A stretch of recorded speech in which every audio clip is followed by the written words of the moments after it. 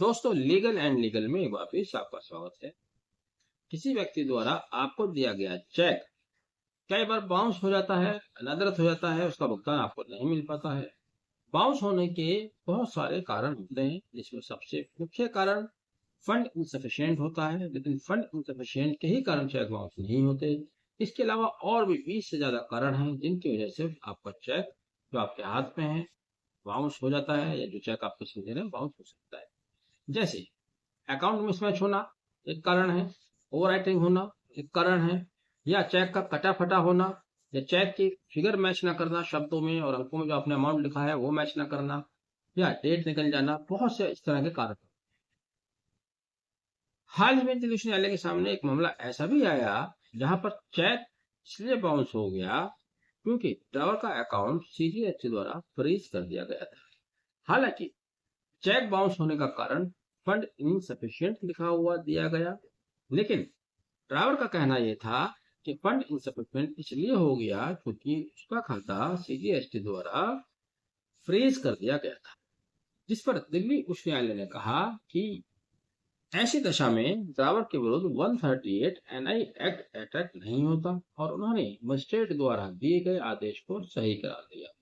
दरअसल magistrate metropolitan magistrate के सामने कंप्लेंट फाइल की गई थी ड्राइवर को तलब करने के लिए, जिसे गलत मानते हुए मजिस्ट्रेट महोदय द्वारा निरस्त कर दिया गया।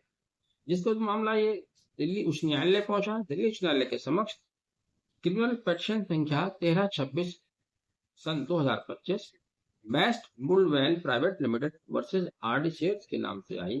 जिस पर निर्णय सुनाते हुए जस्टिस रविंद्र टुडेजा साहब ने कहा कि क्योंकि ड्राइवर द्वारा दिया गया चेक इसलिए कैश नहीं हो पाया था, का खाता फ्रीज। साथ ही उन्होंने यहाँ यह भी स्पष्ट किया कि ड्राइवर ने पहले ही ड्राइवर को सूचित कर दिया था कि उसका खाता फ्रीज हो चुका है, ताकि उसे कोई असुविधा न हो।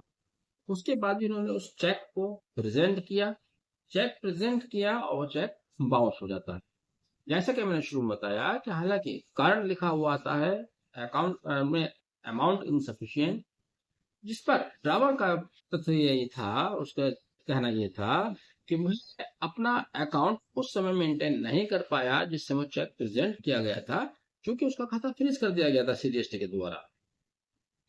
कोर्ट ने माना कि उसका खाता रेलिवेंट टाइम पर मेंटेन नहीं था, और मेंटेन ना होने के कारण उसके पहुंच से बाहर थे, वह उसके वश में नहीं थे, क्योंकि उसका खाता एक इन्वेस्टिगेटिंग एजेंसी द्वारा फ्रीज कर दिया गया था। तो ऐसी दशा में उच्च न्यायालय ने मजिस्ट्रेट के दिए हुए आदेश को सही करार दिया और माना कि ड्राइवर के विरुद्ध एनआई एक्ट का मामला नहीं बना। तो यहाँ से एक निष्कर्ष ये निकलता है, यदि किसी एजेंसी द्वारा ड्राइवर का अकाउंट फ्रीज कर दिया जाता है और इस कारण से उसका चेक बाउंस हो जाता है, तब ऐसे में उसके विरुद्ध 138 एनआई एक्ट का मामला नहीं बनता। लेकिन यहाँ पर जो इम्पोर्टेंट बात है वो ये है, यह मामला तब नहीं बनता जब ड्राइवर यह सिद्ध कर दे कि उसने ड्राइवी को सूचित कर दिया था कि जो चेक उसने दिया है वह कैश नहीं हो पाएगा, या आप उसको प्रेजेंट नहीं कीजिएगा क्योंकि उसका खाता फ्रीज हो चुका है।